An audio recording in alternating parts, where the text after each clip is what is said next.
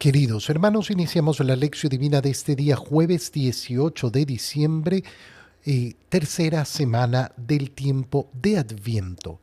Por la señal de la Santa Cruz de nuestros enemigos, líbranos, Señor Dios nuestro, en el nombre del Padre, y del Hijo, y del Espíritu Santo. Amén.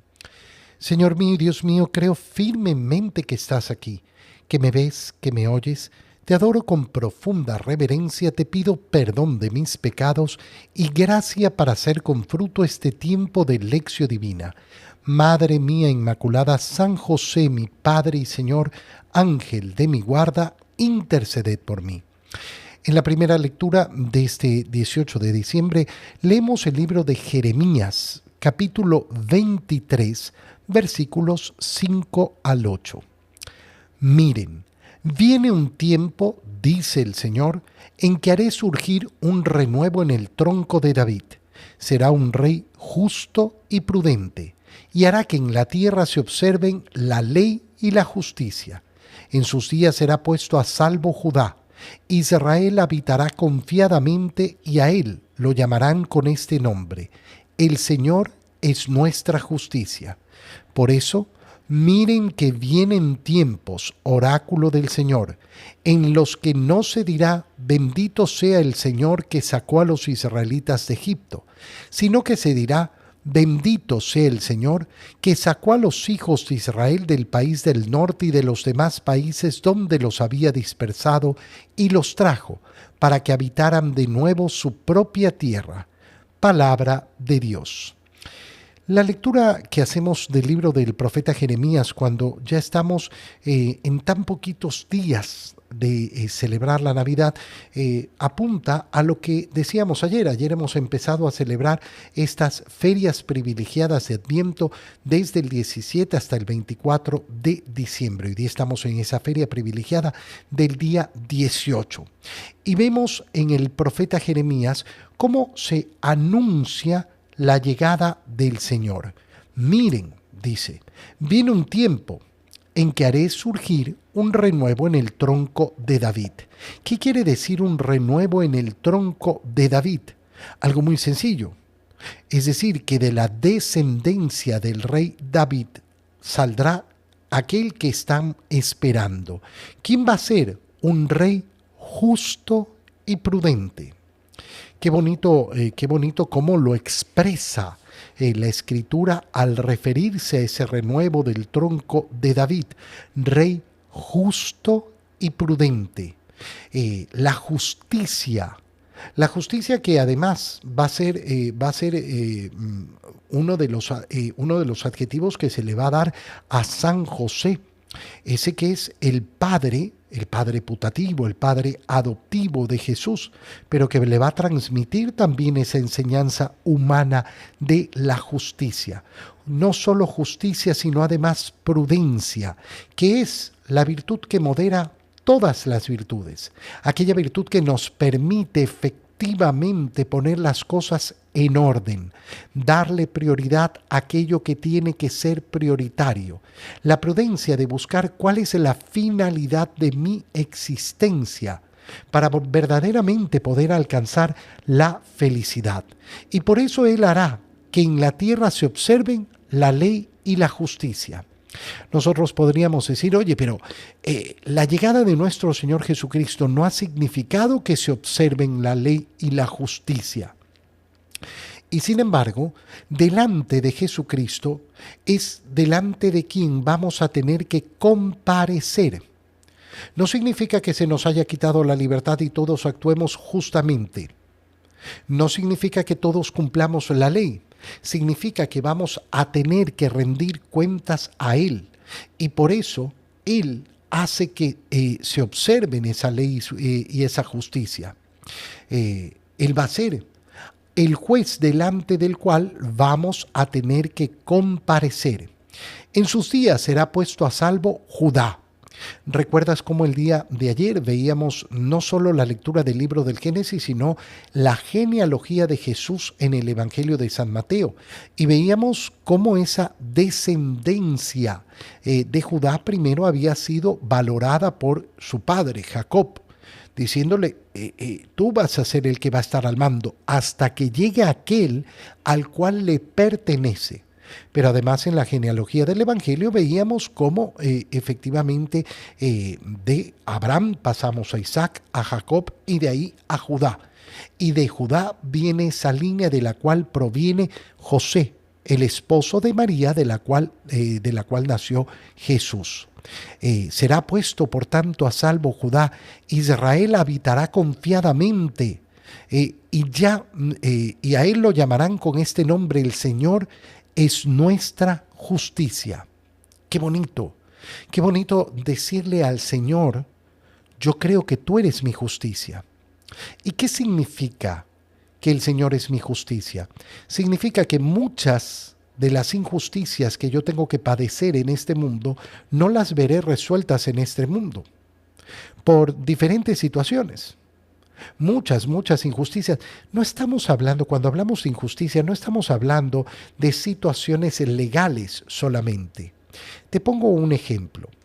Cuando yo me enfrento a una persona que tiene una herida profunda en el alma por el hecho de haber vivido una mala paternidad, una mala maternidad, ha tenido un padre, una madre que no supieron cumplir con la función, con el deber que tenían. ¿Delante de qué nos encontramos? Delante de una injusticia.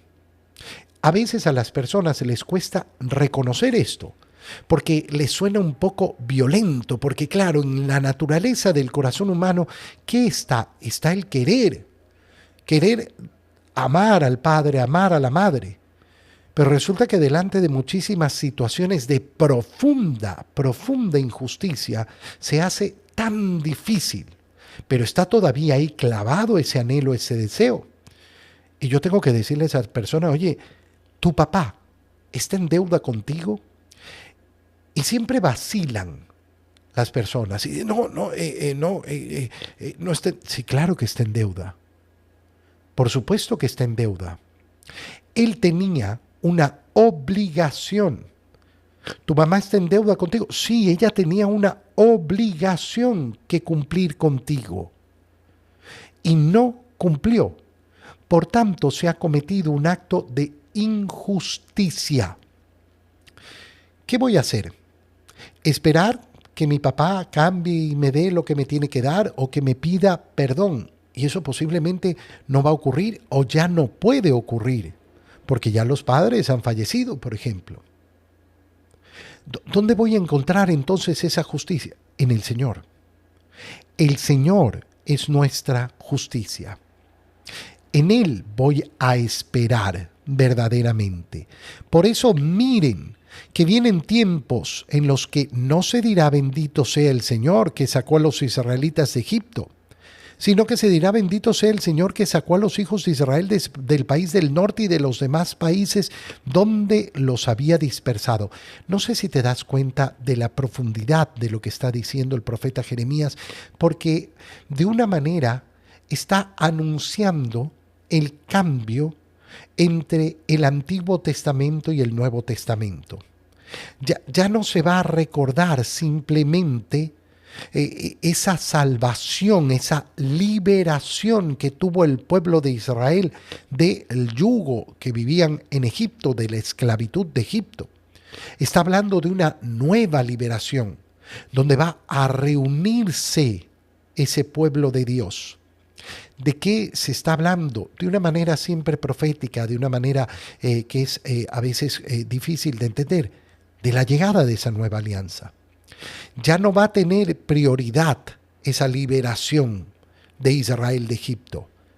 Va a tener prioridad la liberación que va a ofrecer aquel que viene, que es la liberación que nos ha entregado nuestro Señor Jesucristo.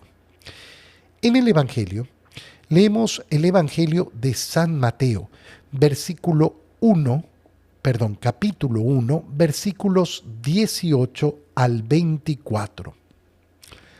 Perdón a los que siguen el video, que me he quedado sin el texto correspondiente. Cristo vino al mundo de la siguiente manera: estando María su madre desposada con José, y antes de que vivieran juntos, sucedió que ella, por obra del Espíritu Santo, estaba esperando un hijo. José, su esposo, que era hombre justo, no queriendo ponerla en evidencia, pensó dejarla en secreto. Mientras pensaba en estas cosas, un ángel del Señor le dijo en sueños: José, hijo de David, no dudes en recibir en tu casa a María, tu esposa, porque ella ha concebido por obra del Espíritu Santo y dará a luz un hijo, y tú le pondrás el nombre de Jesús, porque él salvará a su pueblo de sus pecados. Todo esto sucedió para que se cumpliera lo que había dicho el Señor por boca del profeta Isaías. He aquí que la Virgen concebirá y dará a luz un hijo, a quien pondrán el nombre de Emmanuel, que quiere decir Dios con nosotros. Cuando José despertó de aquel sueño, hizo lo que le había mandado el ángel del Señor y recibió a su esposa. Palabra del Señor. Vuelvo a pedir disculpas a aquellos que siguen el video, que por un problema técnico no puedo poner el texto que acabamos de leer del Evangelio. A ver si lo logramos solucionar en el transcurso de lo que queda de la Lección Divina, que me parece que sí, que gracias a Dios un poco se ha solucionado. Inicia esta parte del Evangelio después de lo que hemos leído el día de ayer.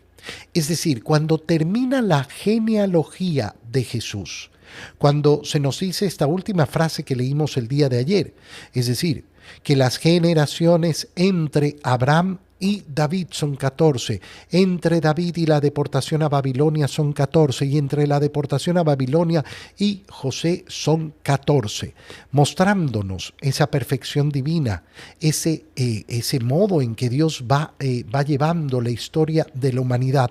Ahora, San Mateo comienza a contar cómo vino Cristo al mundo. Lo primero que tenemos que tener claro es que Mateo ha elegido darle prioridad a la narración poniendo en el centro a José. ¿Por qué? Porque lógicamente lo que quiere mostrar es cómo aquellas promesas de la Escritura se han cumplido. Y ese es un deseo del evangelista San Mateo constante a lo largo de todo el Evangelio. ¿Por qué? Porque le escribe a una comunidad de judíos convertidos, que conocen las Escrituras, que conocen las promesas, que conocen las profecías. Y entonces Mateo de manera constante les va a estar diciendo: se han cumplido esas palabras. Y entonces ahora comienza, después de esa genealogía, a explicar lo que ha sucedido. Cristo vino al mundo de la siguiente manera. Primero, ya nos ha presentado a José, el hijo de Jacob, que es el esposo de María, de la cual nació Jesús, llamado el Cristo. Y ahora nos dice: estando María su madre desposada con José. Primera cosa que nos salta a la mente. Es la segunda vez, y estamos apenas en el versículo 19 del primer capítulo de San Mateo, donde se nos presenta a José y a María como esposos. Qué importante esto, qué verdaderamente importante. ¿Por qué? Porque de ninguna manera podemos hablar de que María quedó embarazada fuera del matrimonio. Ha quedado embarazada siendo virgen, y esto San Mateo lo dice con mucha claridad, pero estando desposada con José. Y después agrega: antes de que vivieran juntos. Pero es que no vivían juntos, entonces no estaban casados. No, estaban casados, lo ha dicho con claridad, desposada con José. Estando María su madre, ¿la madre de quién? De Cristo. Este es el modo en que te voy a narrar cómo vino Cristo al mundo. Estando María su madre, desposada, casada con José. Antes de que vivieran juntos, ¿qué significa? Significa algo muy sencillo. El matrimonio judío se realiza en dos partes. Primero, los desposorios, que es la celebración del matrimonio, y desde ese momento son esposos. Han ido delante de la autoridad. ¿Para qué? Para casarse, autoridad religiosa. Y han contraído matrimonio. Son esposos. Pero viene la segunda parte, que es cuando el esposo recibe a la esposa en su casa. Y esto se debe a algo muy sencillo: para cumplir las escrituras. Porque si tú vas al libro del Génesis, lo primero que dice la escritura sobre el matrimonio después de la creación de Adán y Eva es: y por esto, de este modo, a partir de ahora, como el hombre necesita a la mujer y han sido hechos el uno para el otro, desde ahora, por eso el hombre dejará a su padre y a su madre y se unirá a su esposo y serán una sola carne. Entonces, lógicamente que el esposo tiene que ofrecer ese hogar. A veces era inmediato, los desposorios y la entrada a vivir juntos. La entrada a vivir juntos significa que la esposa entra a la casa, no de los papitos del esposo, sino a la casa que ha preparado el esposo para su esposa, para su familia. Antes de que vivieran juntos, sucedió que ella, por obra del Espíritu Santo, estaba esperando un hijo. Nos dice San Mateo, no hubo concurso de varón, no hubo participación de José, sino por obra del Espíritu Santo. Y su esposo, tercera vez que en tan pocas líneas nos vuelven a decir quién es José, el esposo de María. José, su esposo, que era hombre justo. ¿Te acuerdas lo que decíamos en la primera lectura sobre la justicia? No queriendo ponerla en evidencia, pensó en dejarla en secreto. Estas palabras nos revelan la profundidad del corazón de José. A José no nos explica el Evangelio. María le ha dicho que está embarazada y que está embarazada por obra del Espíritu Santo. José en este momento no sabe qué pensar, pero lo que sabe es una cosa: que no quiere repudiar públicamente a María, porque repudiar públicamente a María significaría tener que decir que no reconoce a ese hijo que tiene ella.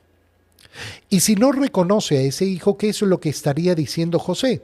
Estaría diciendo que María había sido adúltera. Si María había sido adúltera, entonces la pone no solo en evidencia, sino en peligro de ser apedreada. José no busca eso. ¿Por qué no busca eso? No nos lo dice la Escritura, pero lo podemos imaginar. Podemos imaginar que José está reflexionando y lo que sabe es que conoce a su esposa, que conoce a María, que sabe que aquí no hay un adulterio y que él no entiende cuál es su participación en esto. Tiene dudas, sí, dudas, pero no dudas de María. ¿Por qué? Porque no la quiere poner en evidencia. Mientras piensa en estas cosas, un ángel del Señor le dijo en sueños. Yo me imagino a José pensando qué hacer, qué significa, cómo agotado de darle vueltas y vueltas se queda dormido. Y en esos sueños es que el ángel le habla a José. José, hijo de David. Fíjate cómo se nos muestra que José es aquel que lleva la línea de David. No dudes en recibir en tu casa a María, tu esposa.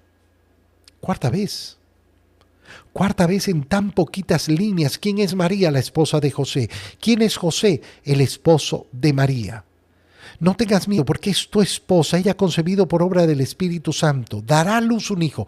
Y tú, José, le pondrás el nombre de Jesús, porque tú has sido elegido para ser en este mundo el padre de ese hijo. Y ese hijo te llamará papá. Aquí, ese que es el unigénito, el Hijo, Dios Hijo, te llamará papá. y Él salvará a su pueblo de sus pecados. Y entonces San Mateo explica, y todo esto sucedió para que se cumpliera lo que había dicho Isaías: la Virgen concebirá. Es decir, se nos muestra efectivamente cómo esas palabras de Isaías se han cumplido verdaderamente, y esta concepción ha sido una concepción virginal. Y esto no es algo cuestionable para un católico. Es que a mí me parece que no sé qué, que María y José después no sé qué. Hermano mío, un dogma de fe es la virginidad perpetua de María, antes, durante y después del parto. No, es que yo no estoy de acuerdo. Bueno, muy bien, con tu vida puedes hacer lo que quieras, pero no eres católico. Los católicos profesamos la virginidad perpetua de María y la honramos. La honramos decididamente porque Dios ha querido efectivamente mantener esa virginidad.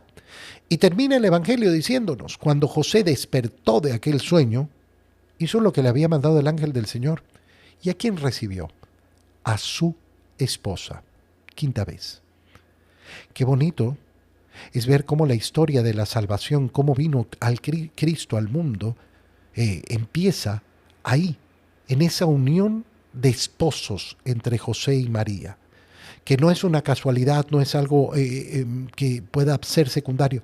5 veces en tan poquitas líneas se nos ha hablado de cómo José y María son esposos.